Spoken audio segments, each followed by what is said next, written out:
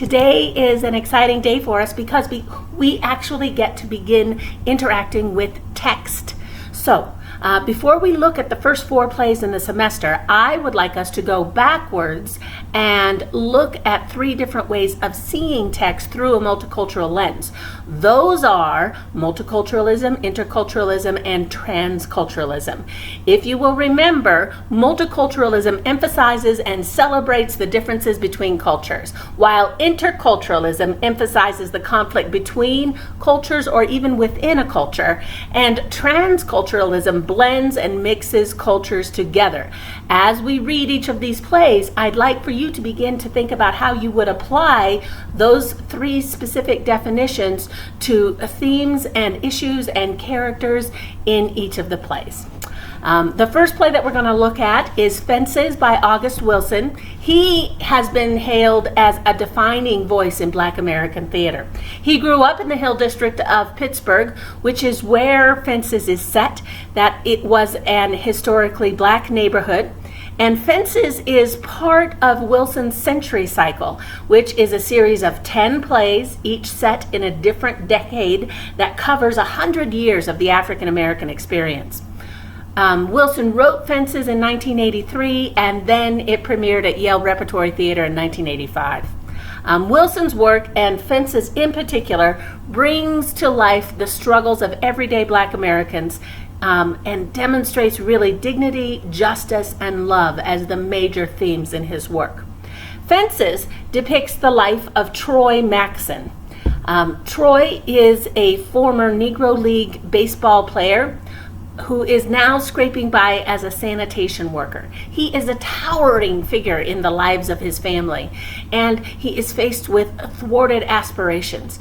Troy attempts to assert some control in his life through his relationships with his wife and his son. But even as he takes responsibility for their well-being and their safety, he betrays each of them in really significant ways that forever will alter their lives and relationships.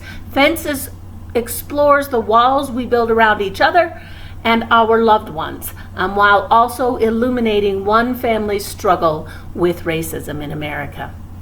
Fences was such a resounding success that after it played at Yale, it went on to have a successful run on Broadway in 1987.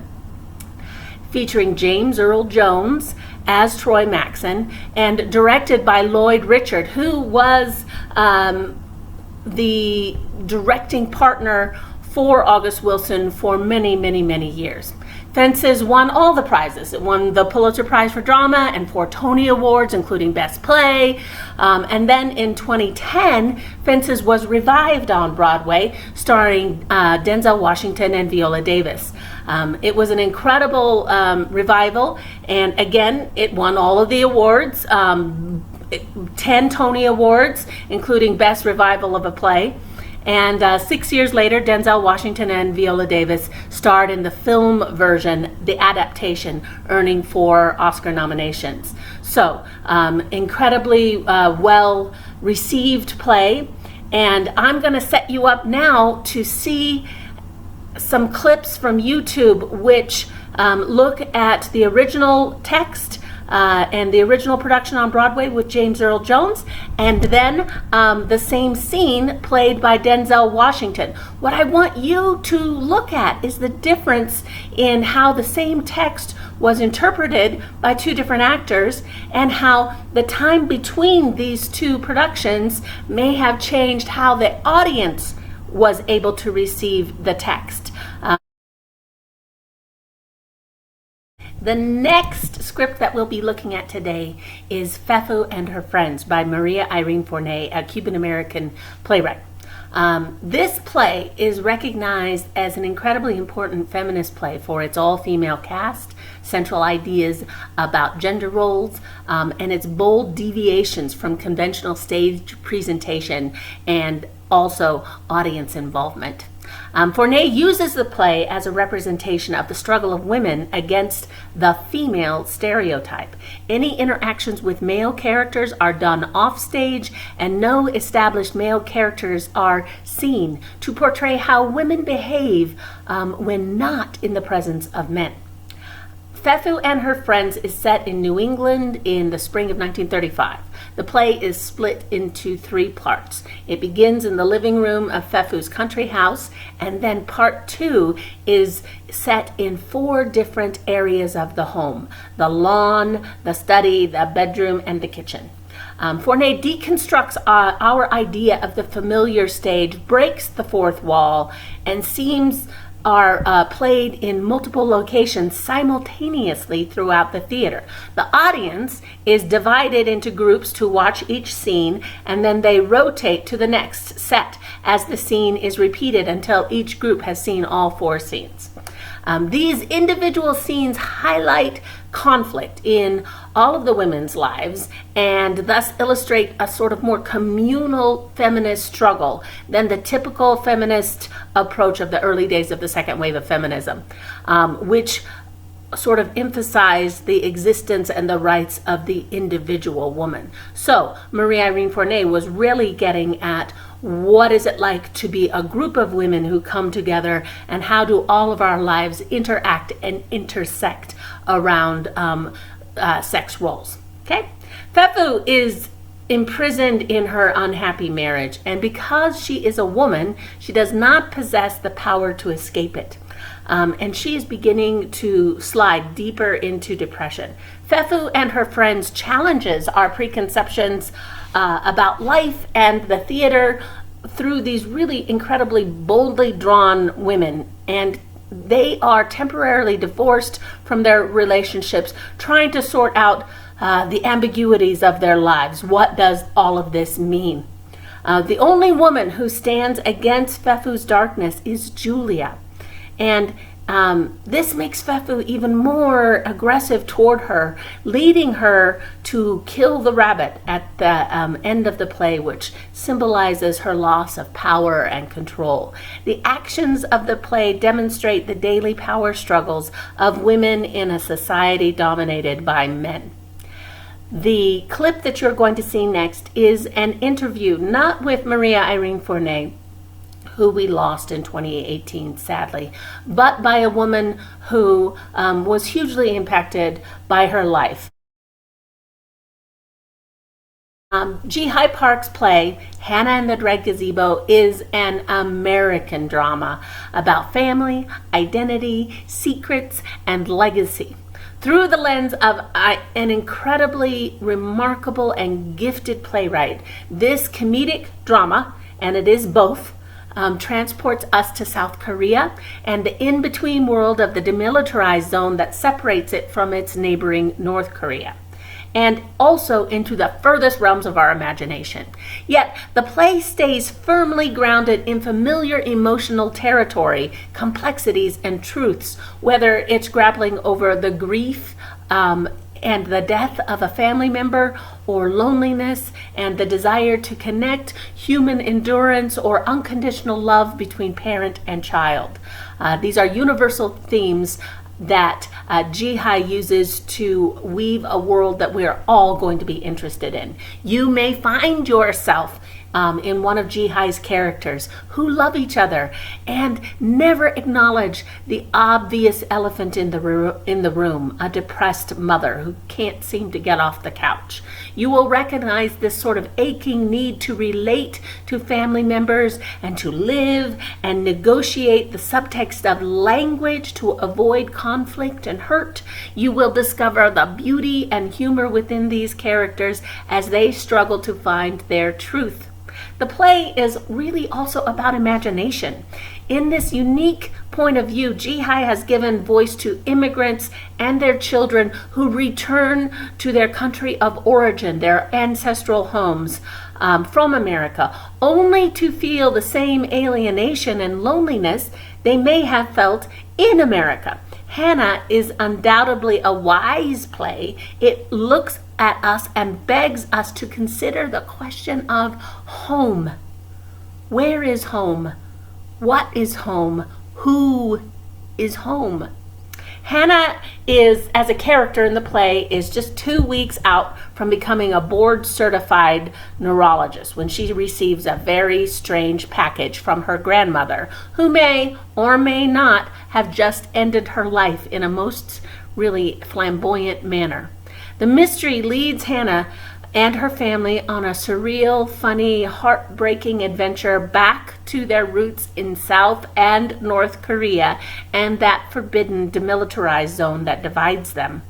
This startling new comedy with guest appearances by the ghost of Kim Jong-il, subway mystics, and a talking tiger twists together creation myths and family histories to explore what it means to walk the edge between. You are in for a treat, as I have given you links to a series of short videos from the Oregon Shakespeare Festival that look at their recent production and help you understand the cradle in which this play was created and presented for the first time. I'm so excited for you to get to see this content. Be back in a moment.